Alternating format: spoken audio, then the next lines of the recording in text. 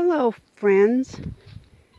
If you've been watching some of my videos, the gardening videos, you might probably have seen this raised bed before. I did not build this bed, someone built it for me, but I had a lot of say in the size and stuff. And so I thought today I would talk about this bed. As some of you, if you've been watching my videos, know, I've got a lot of rocks here. This land is incredibly rocky. Every centimeter of land has rocks in it. You go only a few inches and you come across sheets of rock. I spent my first year here, I spent maybe 6 months, I don't know. It was months and months digging out an area over here. You can kind of see it's a little lower. Trying to make a huge area rock free for a garden. At the time there was no fence here, and I just kept working on it. I knew this fence is on the property line, so I wanted this garden over here along the property line. And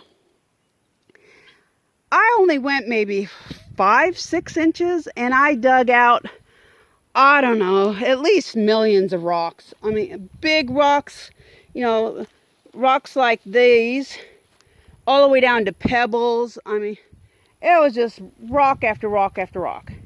And then I hit a solid sheet of rock, and I honestly cannot tell you if that sheet of rock covers this entire property. I come across sheet, you know, go down a few inches or so and hit a sheet of rock all over the place.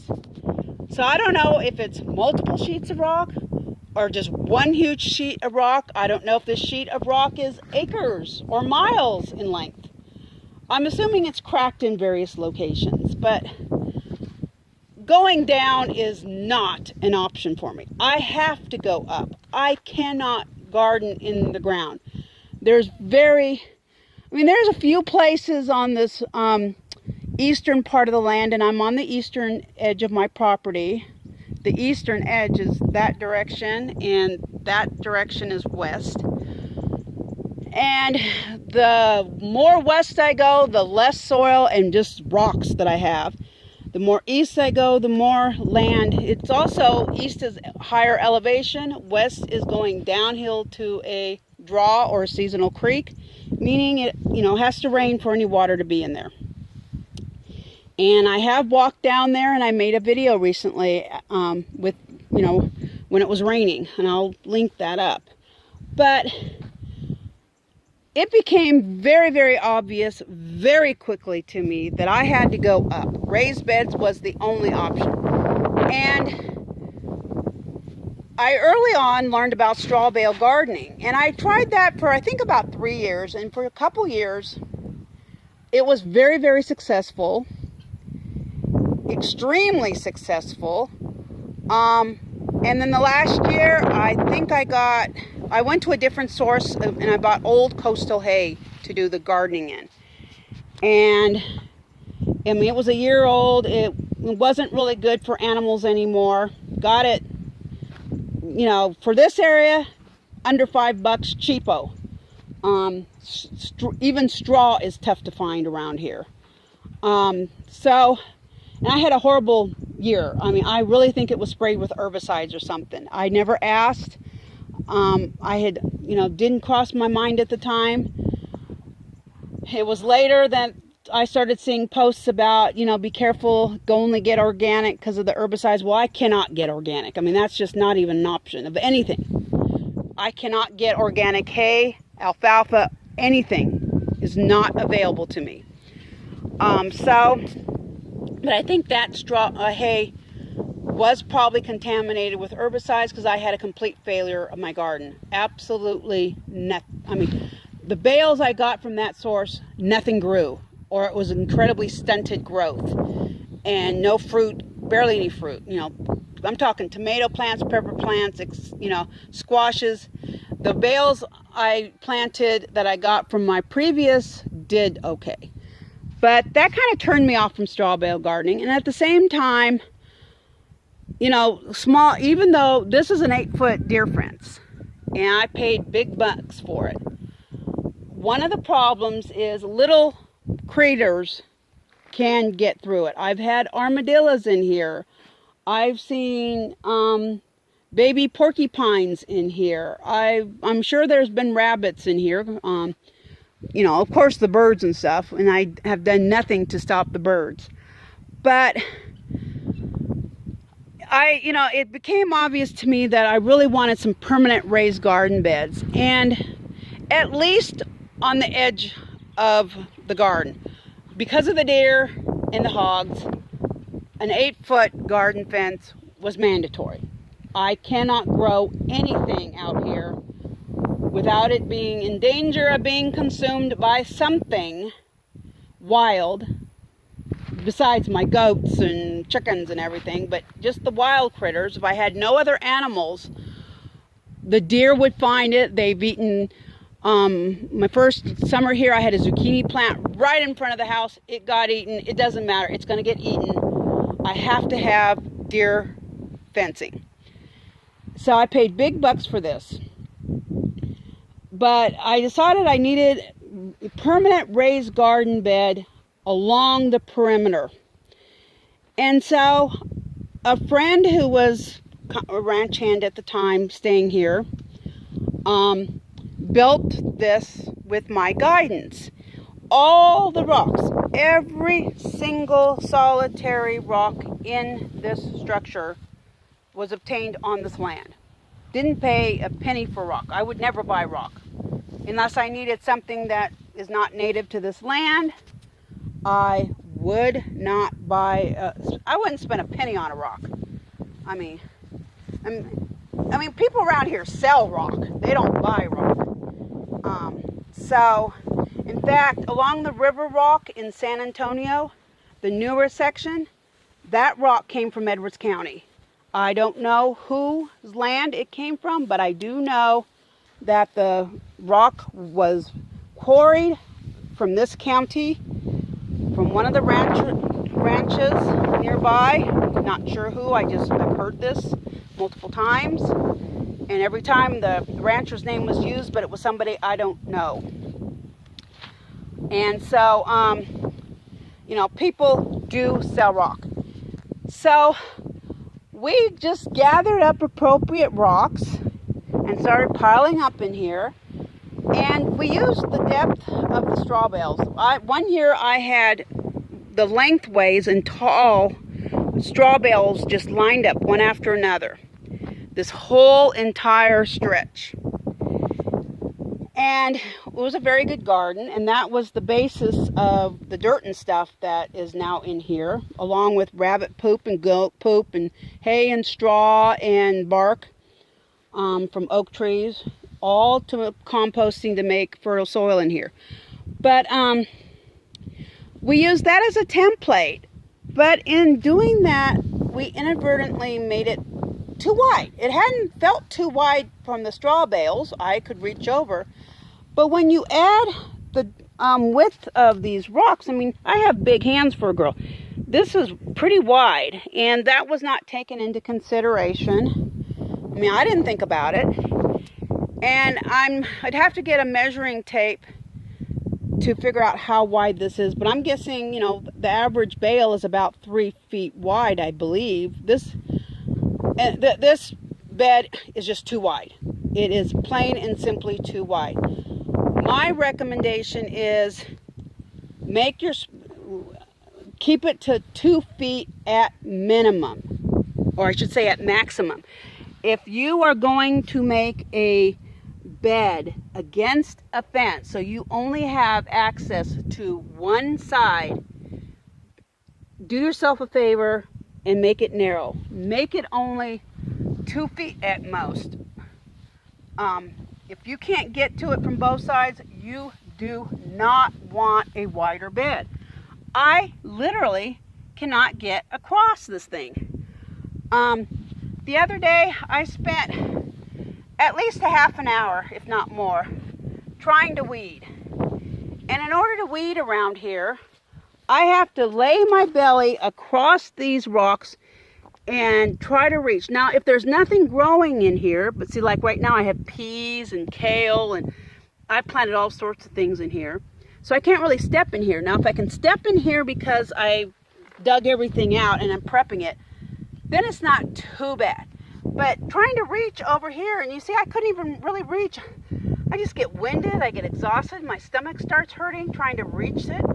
I can't hardly reach. And so I do the best I can, but look at all the grass that's growing along the edge. And of course it's gonna merge over here, but it's too wide. That was a big, huge mistake.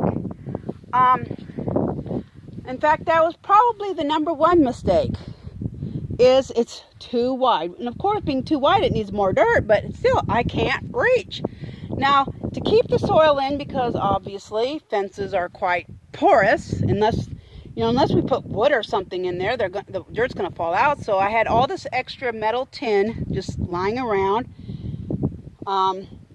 Most of it came off of a building that got damaged in a bad storm. It already had holes from the nails or screws holding it in. So we just fastened it to the fence to keep the soil in. Well, didn't think about it at the time, but things happen, and like this one here, it keeps getting pushed out.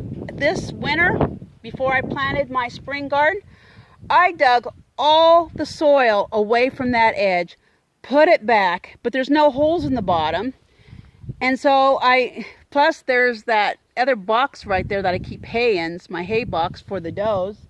Right over there is the doe pen, and so it's conveniently placed here, but it makes it tough to get to the bottom of this metal roofing, and it's getting pushed out again. So probably this winter I'm probably going to be forced to once again dig all the dirt away, push that metal, and try to see maybe if there is any holes or anything I can do to keep it flushed against the fence. Plus I've had trouble, well, actually down here you can see one.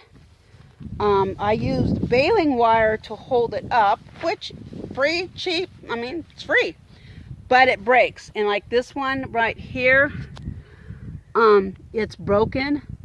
I need to remove it, and it's kind of a hard job to do by myself. I may, since there's actually some wire still there, may be able to manage it. The last time that happened, I actually had to get a friend to come over, and it was in the winter time, and one of us was inside on this side of the fence, the other was on the other side of the fence. So we got it done, but it's a hassle. So if you're thinking of making a raised garden bed up against a fence like this, and you think about your medium of what you're going to keep the soil in and how you tie it. You want it fastened in the bottom and at the top securely. If you're using baling wire or something like that, keep in mind that they're going to rust out and break. So you might want to, I think there's like a hole right there I never used. I think when I fix that hole, I may do, add wire there, and any other places I can add wire, I'll do so for extra support. I see a hole there I could use. I don't know if it's showing up on camera, but I think if I'll get it done, but I'll add more wire than I had before. Thankfully, this one has always stayed good, but this one in the bottom for some reason keeps bowing out, so I'm going to have to take action. But if you're making a raised garden bed against the fence, my point is, #1, whatever is holding the soil in next to the fence, whatever you use, whether it's metal roofing or wood, you want it untreated if it's wood, which means it's going to rot. At least this metal roofing, it's not going to, decay. But whatever you use, keep in mind, you want it flushed against the fence, and you want it to stay put. And then think about the width, whatever you use. I mean, obviously, I got all this rock for free. The mortar we had to buy, but the rock was free. That's a resource I have abundantly here. Honestly, if anybody is near me or wants to come to Texas and needs rock, you do the work and you can haul it home. I mean, it'll be a lot of work because you may be hauling it from far places, you know, good healthy hikes and stuff, depending on where you go. But, you know, you do the work, you can have the rock. No problems. I got more than I can ever use or want. But, if, you know, just keep some of these things in mind. If you're, you know, going to build a raised garden bed, you don't want it too wide. Literally from the outside of your wall to the inside of the other wall. Think about that. Think about what, you know, measure it. What is your arm length? I have to literally lay on my belly over these rocks to reach over there, and I can barely reach. With one hand, I have to put one hand on the ground to support myself, and it really does hurt my tummy, and it affects my breathing, so I get out of breath, and I just hate doing it. I really, really hate doing it. But it's got to be done, so occasionally, you know, often I'll just use, you know, like, I'll do one section of metal roofing and then another day another, you know. The other day I did the whole thing because it wasn't too bad, but all the rain we've got has made the grass grow quite well, as you can tell. I mean, I need to harvest grass for the rabbits, which I have actually been doing. But I just wanted to bring out these two negatives. If I had to start over again, I would make it more narrow, and I would, from the very get-go, try to find ways, maybe even, you know, I think there are some of these have holes in the center of the boards, and I would string wire in the center too. Anything to keep it flush against the fence, and then narrow. Think about these things. If you have raised bed gardening in your thinking, and they're going to be some along a fence line or a wall or something that makes it so you can't get to both sides. So just wanted to share that with you today. And you know, stuff to think about when building a raised garden bed. And in closing, I just have one little interesting tidbit, and that is I did plant lettuce in that bed, but I did not plant lettuce here. And I've got lettuce growing right there. That's how it's, what, 2.5 feet away from that bed. I don't know if it fell out of the seed packet or my hand or what happened, but it's not in a garden bed. But I've got a beautiful, you know, some lettuce growing there. I just watered, so it's not standing up very well. But just thought I found that the other day and had to chuckle. So I have to make sure to water there too now. Well, you have a nice day, and I hope what I've shared, if you know, makes you think a little bit. If you're going to do some, you know, be building raised garden beds this winter or fall or whenever, that something to think about. Hope you're having a wonderful day, and thanks for watching.